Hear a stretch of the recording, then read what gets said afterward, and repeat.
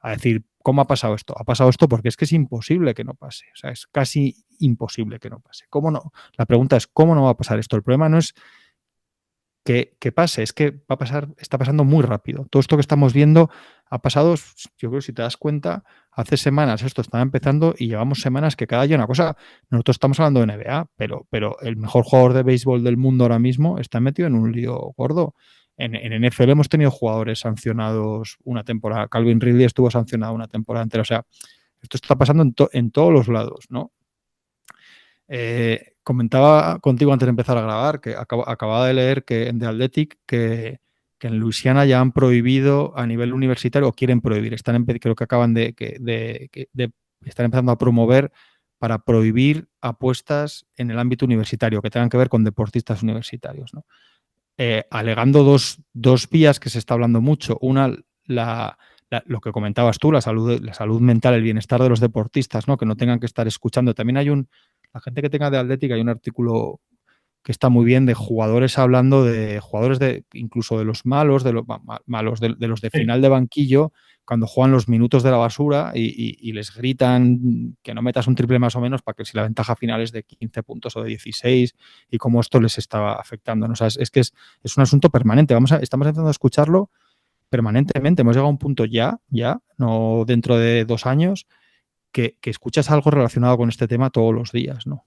Y realmente es que es muy claro que se podía ver venir. Entonces está esa beta y esta otra beta que empieza a preocupar mucho a las competiciones o a preocupar, que es la palabra integridad, ¿no? Se está empezando a escuchar constantemente, claro. Evidentemente. Evidentemente, por una cosa que yo he insistido mucho desde el principio, que el que no conoce este mundillo nada, y a mí me pasaba, crees que se apuesta para ver si un equipo gana o pierde. Entonces dices, bueno, es difícil manipular el resultado de un partido, ¿no? O de un partido gordo. La gente te dice, no, no vas a cambiar un séptimo partido de una eliminatoria de playoffs, evidentemente, eso es muy difícil. Pues estamos hablando de las multiapuestas estas en las que tú apuestas a que un jugador hace más de 10 rebotes y más de 5 asistencias y no sé qué.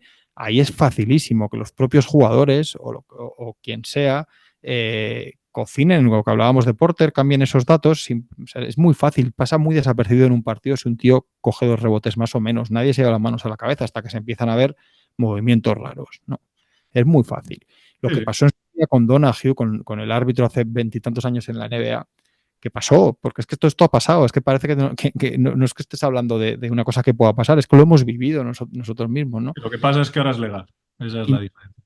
Intercambio de información, o sea, cambia muchísimo una apuesta si yo en un artículo ponía un ejemplo, mañana juega Denver Nuggets, que es el campeón de la NBA, contra Detroit Pistons, que es el peor, uno de los 3 peores equipos de la temporada, en Denver. Es un partido que tú dices, una cuota apostar que ese partido lo gana Denver por 14 o 15 puntos mínimo. Y de repente alguien sabe que no van a jugar Jokic y Jamal Murray en los Nuggets. Entonces esa información, el que tiene esa información dice, oye, estos tíos no van a jugar, la cuota puede bajar, no es que vaya a perder Denver de repente, pero igual no ganan por la diferencia normal, ¿no? El que tiene esa información tiene una ventaja. Esto pasó en la NBA hace 20 años, cuando, como dices tú, no era legal. Ahora es que no solamente sigue pasando, sino que se está alentando desde la propia competición. Recordemos que en el último convenio colectivo se empezó a permitir a los jugadores invertir en Pues, empresas de apuestas, ¿no? Con unas condiciones. No puede ser, si tenían apuestas de NBA, no puede ser más del 1% total, no pueden hacer publicidad directa, también solo faltaba, ¿no? Pero bueno, a todo se andará, que salga alguien a pues decir, oye, andará. apuesta que voy a meter 5 triples. Pero el hecho es que se puede, ¿no? Que vas abriendo puertas poco a poco, poco a poco, poco a poco, se normaliza y yo creo que o no han querido o no han sabido ver lo que estaba viniendo y no a plazo de 5 años, 10, lo que estamos viendo ahora todos los días, está empezando a dominar las Sí, conversaciones sí. sobre deporte. Totalmente. Volviendo un poco al tema de salud mental, yo haciendo un poco de investigación para este programa, desde el punto de vista más científico, claro, el gran problema es que los menores de 25 años no tienen el cerebro totalmente desarrollado. Entonces, esa dopamina, que es principalmente la principal razón que provoca las apuestas deportivas, es mucho más fácil de que se ejecute en los menores de 25 años, con lo cual el gatillo de apostar para los menores de 25 años pues es muy fácil y cuanto más facilidades les des, te imaginas estar en el sofá un sábado por la noche, un domingo por la noche y encima en el League Pass, pues ya ni te cuento. Y luego, pues, un par más de datos que me han llamado mucho la atención sobre salud mental. Que bueno, esto no sé, también es verdad que en ese sentido la cultura americana tiene más la costumbre de gastar esa cantidad de dinero, pero me ha parecido alucinante. El 51% de los hombres americanos están dispuestos a apostar 10.000 dólares si el beneficio es de 1 millón. 10.000 dólares. Y luego otra estadística del National Council de Problem Gambling. Desde el año 2018 hasta el 2023, el número de problemas con apuestas ha aumentado en un 130%. Pero claro, es que si alguien está dispuesto a apostar 10.000 dólares, y probablemente no es el millonario de turno, que a lo mejor el millonario de turno, 10.000 dólares, pues es para ti y para mí irte de cena. Pero claro, el problema es que hay mucha gente que esos 10.000 dólares le supone pérdida de productividad en el trabajo y lo peor de todo, destrozar familias. Entonces, ahí es donde creo que hay un problema muy, muy, muy, muy serio. No, y cuidado porque el millonario, el adicto es adicto y el millonario acaba gastando millones. O También, sí, sea, todo también. el mundo, o sea, nadie está a salvo de tener estos problemas y al final el que tiene mucho, el que uno pierde el coche y otro pierde el yate, pero mucha gente, o sea, nadie está a salvo de tener estos problemas, pero es verdad que como dices que se nota más porque además se da la paradoja de que, de que esto, como pasa también, se ha visto en España con cómo proliferaron, sobre todo durante años de crisis, en los barrios más menos favorecidos o más pobres, las casas de apuestas, ¿no? Los locales de apuestas, porque es evidente que a gente que tiene más peor panorama económico, peor situación, la promesa, la fantasía de un premio económico instantáneo, de algo que te haga salir de un bache que no sales de ninguna manera, es una tentación muy fuerte, ¿no? Entonces aprovechan, no solamente es el juego, la parte divertida que están creando a base de apps y de un entorno más que lo venden como más divertido, ¿no? Entre jóvenes, juego para divertirse, sigue habiendo una parte que afecta mucho a un estrato social más bajo, que es la gente que juega por desesperación, digamos, porque busca un golpe de suerte, busca una inyección económica para salir de un pozo que no sale de otra manera. Esto en Estados Unidos está obviamente muy vinculado a barrios pobres de mayoría afroamericana, que Sí, son los barrios en los que más cosas han hecho los propios jugadores de la NBA, que hacen muchas cosas, pero dándose cuenta o sin darse, en esto no ayudan a los barrios para los que sí que hacen otras muchas cosas, que es verdad que las hacen, ¿no? Entonces, yo puedo entender el punto de vista de un jugador que diga, desde el punto de vista, digamos, empresarial, que diga, oye, todo el dinero que genera todo esto, el actor soy yo, ¿no?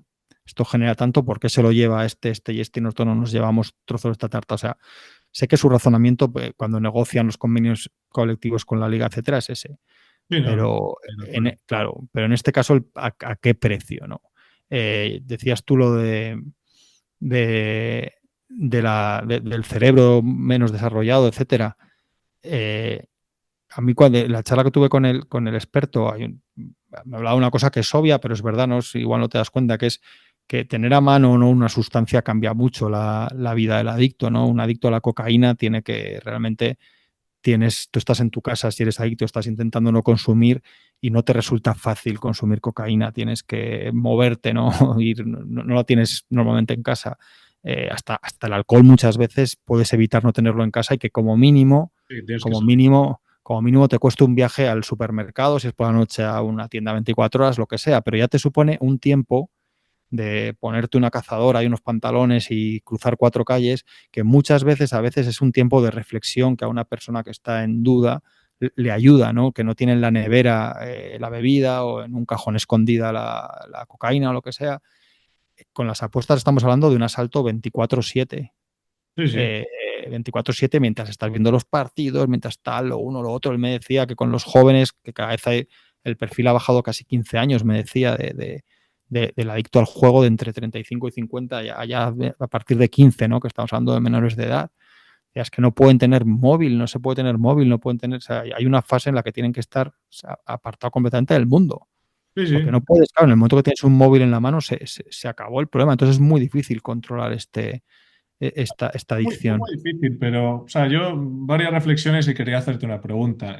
O sea, para mí la hipocresía de todo esto es que la NBA intenta controlarlo entre sus jugadores, pero por otro lado tienes como partners a dos monstruos de este mundo, ¿sabes? Ese es el problema.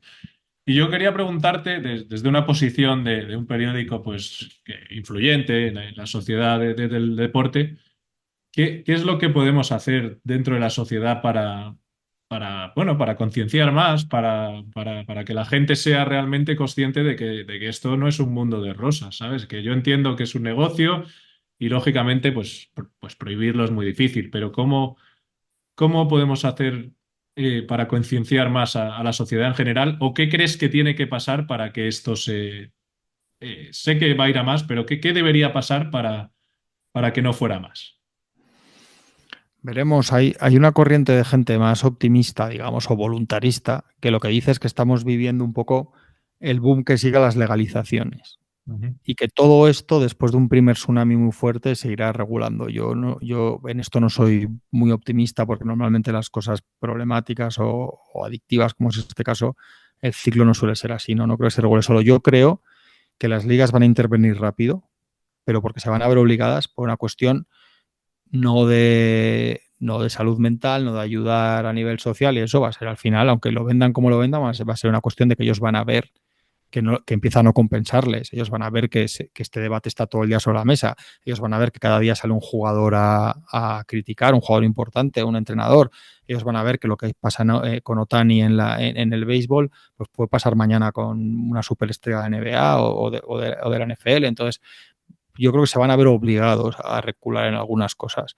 ¿Qué podemos hacer? Mira, y lo he contado muchas veces, no me importa, en los medios deportivos en España estábamos absolutamente dominados a nivel de publicidad. Hubo un momento que llegó a un punto altísimo en todos los periódicos deportivos, las televisiones, la publicidad de los equipos de fútbol en las camisetas, las radios, los carruseles de radio de toda la vida, el volumen de anuncios que tenían de casas de apuestas, llegó un momento que era brutal. Todo esto se paró por la ley que se hizo en España hace 4 años, creo que fue, ¿no? Yo recuerdo debates internos en las reuniones del periódico donde se hablaba de esto con temor y había gente que defendía que no se iba a sobrevivir y hemos sobrevivido a no tenerlo, ¿no? Igual que en su día los periodistas más viejos recordamos o recuerdan algunos eh, lo que pasó con el alcohol y el tabaco, ¿no? Cuando también metían muchísimo dinero en prensa deportiva y se prohibió y se esperaba un apocalipsis y no llegó, ¿no? Se reconvierten las cosas. Ahora tampoco hemos sobrevivido sin esto. Yo siempre decía en esas reuniones, por eso digo que me